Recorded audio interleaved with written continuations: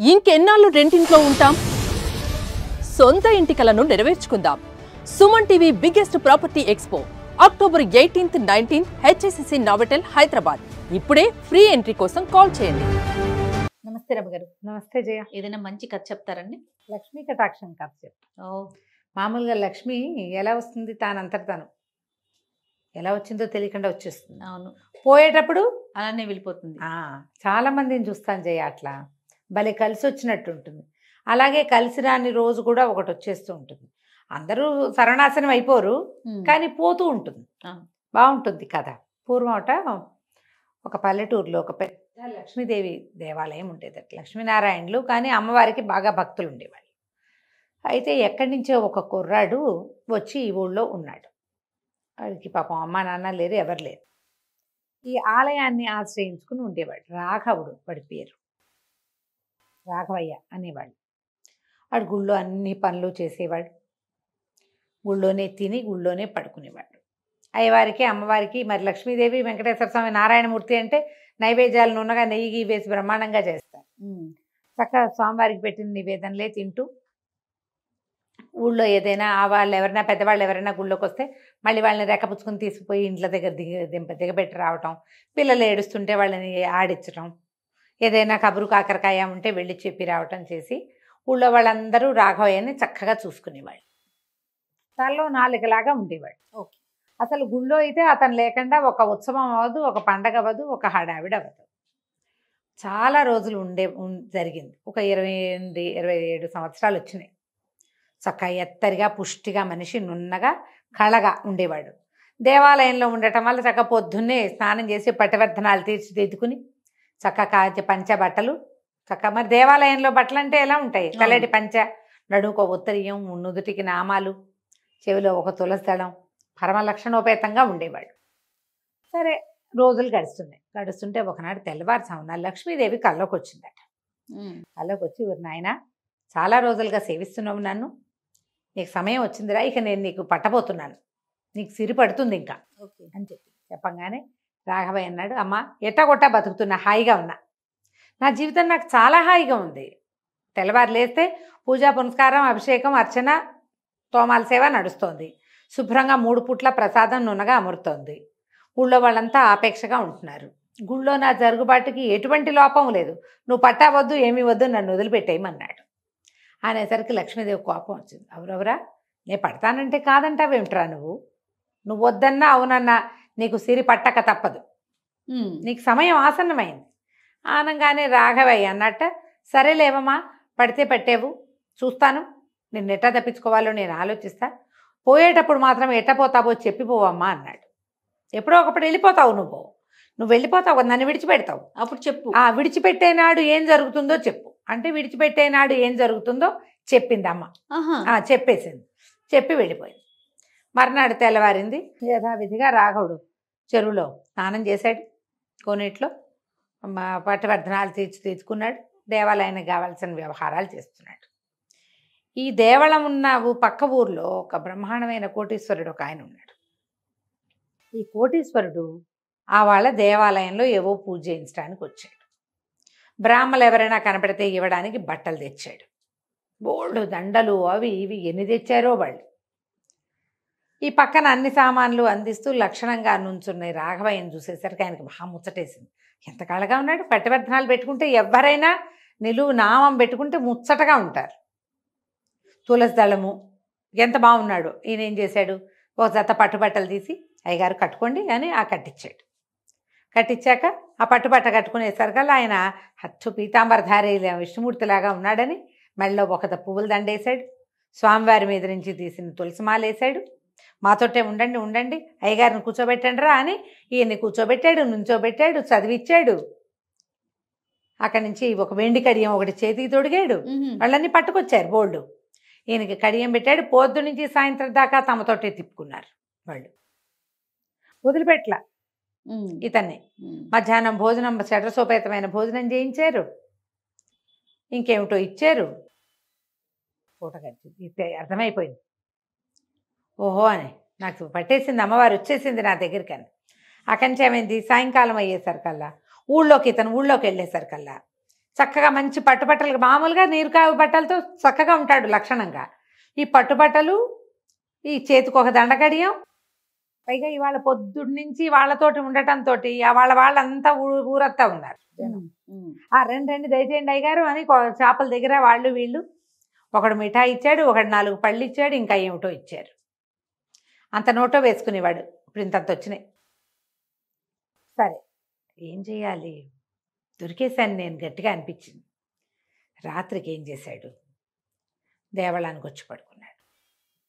పడుకుంటే పొద్దునుంచి తనకు జరిగిన వైభవం తన జీవితంలో ఎరగంది. బాగా గట్టిగా వచ్చింది, ఏదైనా చేసేయాలి, చెడగొట్టేసుకోవాలి దీన్ని, ఇదంతా ఉంచుకోకూడదు, ఇవి మన్ని ప్రమాదాలు. లక్ష్మీదేవి వచ్చినప్పుడు బాగుంటుంది, పోయేటప్పుడు చాలా కష్టం, అతని ఉద్దేశం అది. ఓకే. నా మామూలు జీవితమే నాకు బాగుంది అని చెప్పి గబగబా గుళ్ళోంచి లేచి బయటకు వచ్చి, ఆ ఊరి రాజుగారి కోట ఈ ఊరికి ఆనుకునే ఉంటుంది, ఈ చిన్న ఊరికి ఆనుకుని ఉంటుంది. చక అక్కడికి వెళ్ళిపోయాడు గుడి దగ్గరికి, కోట దగ్గరికి. పట్టుబట్టలు, మెళ్ళో దండ, పట్టివర్ధనాలు. వాళ్ళు సాక్షాత్తు విష్ణుమూర్తి వచ్చినట్టుగా రాజభట్లేమో అడ్డం తప్పుకొని లోపలికి పంపించేశారు. చూస్తే కనిపిస్తున్నాడు అట్లా, ఏ దేవుడో ఏ భాగవతోత్తముడో వచ్చేస్తున్నాడు, తప్పుకున్నారు, ఎవరు అడ్డగించల. మనకి లక్ష్మీదేవి సీరెత్తుకుంటే ఇలాగే ఏ అడ్డంకులు ఉండవు, అవును, అన్ని పనులు అయిపోతాయి. ఎలా అయిపోయినాయో తెలియకుండా లోపలికి వెళ్ళిపోయాడు. అంతఃపురం అన్నాడు, వాళ్ళు ఇటండి అని చూపించారు. అంతఃపురం వైపుకి వెళ్ళిపోయాడు. టపటప వెళ్ళిపోయేసరికల్లా రాజు రాణి చెరుకో మంచం మీద పడుకుని ఉన్నారు. నేనేం చేశాడు, చటుక్కున రాణిగారి దగ్గరికి వెళ్ళి ఆవిడ రెక్కపుచ్చుకునేట విస్సురని లేవదీసేశాడు మంచం మీద నుంచి. రాజుగారు ఎలకెలా పడుకున్నాడు, అప్పుడే ఇటు తిరుగుతున్నాడు. ఆయన ఇట్లా తిరిగే టైంకి కళ్ళు తెరుచుకునేసరికి ఈ నిట్టనిలో నిలబడి పచ్చగా పట్టుబట్టలు కట్టుకున్న వైష్ణవ ఆయన ఈ రాణిగారి రెక్కపుచ్చుకుని లేవదీస్తున్నట్టు కనపడింది. ఎవడెవరా నువ్వు, రాణిని ముట్టుకుంటావా అని పక్కనే మంచం పక్కనే ఉన్న కత్తి రయ్యమని తీసి ఒక దూకాడు రాజుగారు. ఈ రాజుగారు దూకేసరికల్లా రాణిగారు ఎప్పుడైతే మంచం నుంచి కిందకు వచ్చేసి కేకలు పెడుతూ నిలబడిందో, ఆ మంచం పక్క కింద నుంచి బొస్సుమంటూ ఇంతెత్తున ఒక తాచుపాము లేచి కత్తెత్తిన రాజుగారు రాఘవయ్యని కాకుండా పామును కొట్టాడు. సర్పం 2 తుండాలయ్యింది. ఈ లోపల ఈ గలబాకి, రాజుగారి హోంకరింపులకి, రాణిగారి గగ్గోలుగా పెట్టిన కేకలకి 5-6 పనివాళ్ళు పరిగెత్తుకుంటూ వచ్చారు. బయట ఉన్న సైనికులు కూడా ఏదో కొంప మునిగిపోతుందని వాళ్ళు వచ్చి చూసేసరికల్లా ఏముంది, సర్పం 2 తుండాలుగా పడుంది, సగం మంచం అంతా నెత్తురు. రాణిగారు వెర్రెక్కిపోతూ కేకలు పెడుతూ నుంచుంది. పక్కనే ఇందాక లోపలికి పరిగెత్తుకుని వచ్చాడు కదా స్పీడ్గా వైష్ణవుడు బొట్టు పెట్టుకుని, ఆయన కనపడ్డాడు. అందరూ అన్న సైనికులు అన్నారు, రాణిగారిని కాపాడడానికే వచ్చాడండి అయ్యగారు సమయానికి. వచ్చాడు హుటాహుటున, గజేంద్రుడి దగ్గరికి విష్ణుమూర్తి వచ్చినట్టే వచ్చాడు, రాణిగారిని కాపాడాడే. అయ్యగారు మీకు ఎట్లా తెలిసిందండి అని కొంతమంది. ఈ లోపలేమో ఈ గందరగోళానికి దాసీలు వాళ్ళు వీళ్ళు అంతా లేచి వచ్చేసారు. అమ్మో ఎంత గండం తప్పింది, లేకపోతే ఇంత తాచు కాటేస్తే ఏమైనా ఉందా. అది చూస్తే ఇంత పెద్ద పడగున్న పాము. ఆ పాముని తీసుకెళ్ళారు, ఏదో ఇది చేశారు. రాజుగారు పాదాలు పెట్టుకున్నాడు. నాకు తెలియలేదు స్వామి, నీ మీదకి కత్తెత్తేవాడిని, సర్పం కనపడకపోతే నువ్వు కాబట్టి రక్షించావు, రాణిగారు కడుపుతో కూడా ఉంది. ఓహో ఇంకేముంది, కాళ్ళు పట్టుకున్నారు. మీరు కోటలోనే ఉండాలి, తెల్లవారు లేచి మీ ముఖం చూడాలనుకుంటున్నాం మేము. బాగుంది. ఏం చేయటం, ఉన్నాడు కోటలోనే. ఒక 6 నెలలు 8 నెలలు గడిచింది. అదేమిటి అవివాహితుడుగా ఉండటం, అయ్యగారు పెళ్లి చేసేయాలని చెప్పి ఒక లక్షణమైన వైష్ణవ సంబంధం చూసి పెళ్లి చేసేశారు. ఏముంది, ఇంకా 4 ఏమో పిల్లలు కూడా పుట్టారు. పెద్ద ఇల్లు వాకిలి, తెల్లవారు లేస్తే చాలు రాజుగారు హమేషా ఈయనే ముందు ప్రత్యక్షం అవ్వాలి. కోటలో బ్రహ్మాండమైన దేవాలయం ఉంది, అయ్యగారే వెళ్ళి పూజ చేయాలి, అయ్యగారే నుంచోవాలి, అన్నిటికీ అయ్యగారే. ఏ సంగతి అయినా అయ్యగారికే ముందు చెప్పాలి, అంతే. సరే 12-13 సంవత్సరాలు గడిచింది. ఇట్లా ఇంత పిల్లలు ఉన్నారు ఇంట్లో, బ్రహ్మాండంగా సీరెత్తుకుని. ఒకరోజు సాయంకాలం వేళ ఆయన భార్య మేడ మీద నుంచి దిగుతూ కేకలు పెట్టింది, ఎక్కడ చచ్చారా అందరూ, దీపాలు లేవు ఏమిటిట చీకటి కొండంగా తగలబెట్టారు కొంపని, దీపాలు పెట్టండి అని అరిచింది. ఈయన అక్కడేదో కూర్చొని రామకోట రాసుకుంటున్నాడు. ఆ స్వరం వినపడగానే ఆయనకి తెలిసిపోయింది, అయిపోయింది. లక్ష్మీదేవి చెప్పిన మాట ఏంటి ఇది, ఎప్పుడైతే నీ భార్య దీపాలు లేవని వెగటైన మాట మాట్లాడుతుందో ఆ రోజే నేను నీ దగ్గర నుంచి వెళ్ళిపోతాను అని. నాకేం భార్య అనిపించింది ఆ రోజు. తర్వాత తెలిసింది భార్య వచ్చింది, పిల్లలు వచ్చారు. వెంటనే ఈయన ఏం చేశాడు, చటుకుని లేచాడు. అమ్మ వెళ్ళిపోయే రోజు వచ్చేసింది అని అర్థం చేసుకుని భార్య దగ్గరికి వెళ్ళాడు. ఏమే, ఈ పెట్టెలో ఏముందో నగ నాణ్యం వస్తువు బంగారం మొత్తం ఉడ్చేసుకో, ఒక్క పిసరు ఉంచద్దు. ఈ పిల్లల నలుగురిని తీసుకుని మీ పుట్టింటికి వెళ్ళిపో, బతుకుంటే మళ్ళీ కలుసుకుందాం, లేకపోతే లేదు. అదేమిటండి అది, నువ్వేం మాట్లాడద్దు, మన పని అయిపోయింది, ఇక్క మొత్తం పట్టుకెళ్ళిపో అన్నాడు. ఆవిడ ఏం చేసింది, తెల్లవారే మొత్తం ఇంట్లో ఉన్న వెండి బంగారం విలువైన వస్తువులన్నీ ప్యాక్ చేయించేసుకుంది. 2 ఆడపిల్లలు 2 మగపిల్లలు ఉన్నారు. 4 పిల్లల్ని తీసుకుని అక్కడికి 150 మైళ్ళ దూరంలో ఉన్నటువంటి పుట్టింటికి 3 బళ్ళల్లో ప్రయాణమై వెళ్ళిపోయింది. ఈయన ఒక్కడే ఉన్నాడు ఇంట్లో. అయిందా? సరే, రాజుగారు వేటకు బయలుదేరుతున్నారు. మామూలుగా ఆయన ఎప్పుడు వేటకు వెళ్ళినా అయ్యగారు ఉండాలి ఆయనతోటి. అయ్యగారు ఉంటేనే మనకు వేట. ఎప్పుడు వేటకు బయలుదేరుతున్నాం రండని కబురు చేశాడు. ఈయన సరే ఒక సంచి పుచ్చుకుని చక్కగా వాళ్ళు గుర్రం పంపిస్తే గుర్రం ఎక్కి రాజుగారితో పాటు వెళ్ళాడు. వేటాడారు. మధ్యాహ్నం అయింది. మధ్యాహ్నం అయ్యేసరికల్లా రాజుగారు అలా అదిరిపోతుందండి ఎండకి, ఎక్కడైనా చెట్టు నేడు చూసి పడుకుంటాను కాసేపు అన్నాడు. అటాగేనన్నారు. ఇంకా గుడారాలు అవి వేయల, పని వాళ్ళు గుడారాలు వేసే పనిలో ఉంటే ఈయనన్నాడు, ఆ ఒళ్ళో తలపెట్టు పడుకోండి మహారాజా అంటే. సరే, అయ్యగారు మన తండ్రితో సమానం, చిన్నవాడే అయినా కూడా అట్లా అలవాటు అయ్యింది. ఏం చేశాడు, రాజుగారు కాళ్ళు చాపుకొని పడుకున్నాడు, అయ్యగారి ఒళ్ళో తలపెట్టుకున్నాడు. తలపెట్టుకుని పడుకుని నిద్రపోయాడు.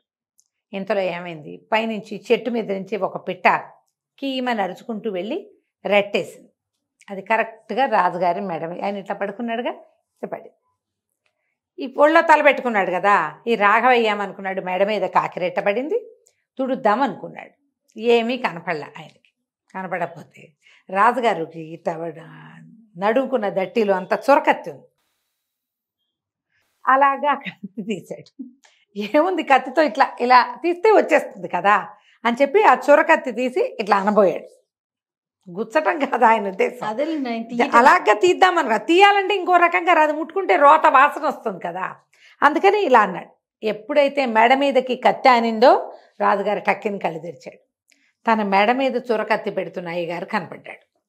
కేకలు పెట్టాడు, దుర్మార్గుడు, 12 సంవత్సరాల నుంచి వీడిని పోషిస్తుంటే నన్నే చంపడానికి చూశాడు, అరెస్ట్ చేయండి అన్నాడు. నోరు తెరిచి మాట్లాడడానికి ఏ అవకాశము లేదు. మొత్తం సైనికులందరూ ఆశ్చర్యపోయారు. అయ్యగారు ఇంత పని చేస్తాడా, ఎందుకు చేయడు, ఒళ్ళో రాజుగారు ఉన్నాడు, చేతిలో కత్తుంది కనపడుతోందిగా. అక్కడి నుంచి పట్టేశారు, పెడరెక్కలు విరిచి కట్టేశారు, తీసుకుపోయారు.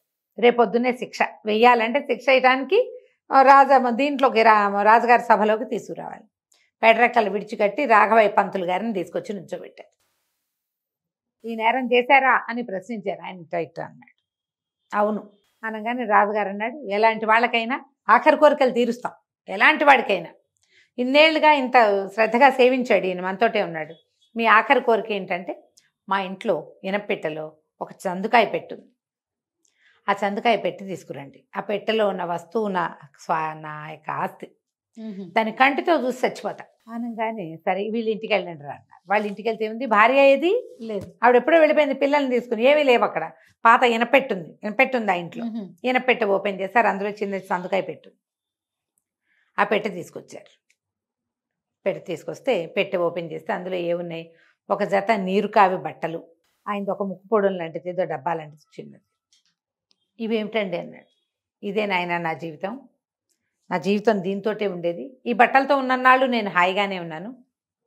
లక్ష్మీదేవి వరించి ఈ బట్టలు నా నుంచి తీసేసి ఇవేమిటో కట్టపెట్టింది, అక్కడి నుంచి నా జీవితం ఇలా అయిపోయింది అనగానే రాజు పాపం బాధేసింది. ఏం చేస్తారండి అన్నాడు.